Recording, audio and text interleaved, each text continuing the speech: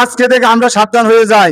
যদি সন্দেহ করে পুলিশ অথবা আমাদের নেতৃবৃন্দ ধারণা করে সে মাদকের সাথে জড়িত, তাকে ধরিয়ে ডোপ টেস্ট নামে এখানে যারা মেডিকেলের সাথে জড়িত আছেন একটি পরীক্ষা আছে নাকি, সেই পরীক্ষা সম্পর্কে আপনারা জানেন? জানেন না, অনেকে জানেন না। সেটি হলো আপনার ব্লাড টেস্ট নিবে, আপনার প্রস্রাব নিবে, নিয়ে সেখানে মেডিকেলে পুলিশ ধরে পরীক্ষা করবে। যদি আপনাকে পরীক্ষা করে আপনার ভিতরে মাদকের কোনো সিমটম পাওয়া যায়, তাকে সেখান থেকে পুলিশ না ছেড়ে দিয়ে তাকে বলে হয়েছে জেলে দেওয়ার জন্য, থানায় দেওয়ার জন্য। তাহলে আমরা কি সতর্ক হব? যদি কোনো ভাই ভুল ভ্রান্তিতে আড্ডার চলে অতীতে স্বৈরাচারের সাথে সম্পর্ক ছিল, বিভিন্ন রকম অন্যায়ের সাথে জড়িত ছিল, আজকে থেকে আমরা সাবধান হয়ে যাব। কিশোর গ্যাং বলতে আজকে আমাদের দলের দিকে দাবিত হচ্ছে 15 থেকে 18 বছরের যে আমাদের ছেলের ছোট ভাইয়েরা, তাদেরকে কিশোর গ্যাং হিসেবে চিহ্নিত করা হয়েছে।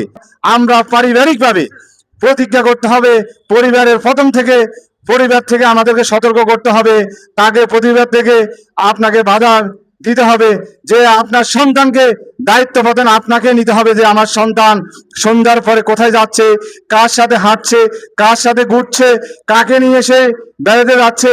আপনাদের যারা পরিবারের দায়িত্ব, গার্ডিয়ান, বড় ভাই এবং বাবা, মামা হলে মামা, চাচা হলে চাচা, যদি কেউ না থাকে, তার প্রতিবেশী যদি কোনো আমাদের দায়িত্বশীল বড় ভাই থাকে, অবশ্যই তাদেরকে ফলো আপ করবেন।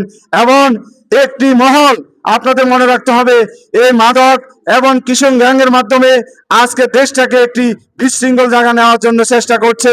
তার দিকে আমাদের দলের সকল নেতা কর্মী সমর্থক ভাইদেরকে অনুরোধ করব, আপনাদেরকে সতর্ক এবং সজাগ থাকতে হবে। নাহলে আপনাদের এই অর্জনকে, আপনাদের আজকের এই সুন্দর দেশকে পরিচালনা করার জন্য যারা বিঘ্ন ঘটাচ্ছে, তাদের বিরুদ্ধে আপনাদেরকে প্রতিরোধ গড়ে তুলতে হবে।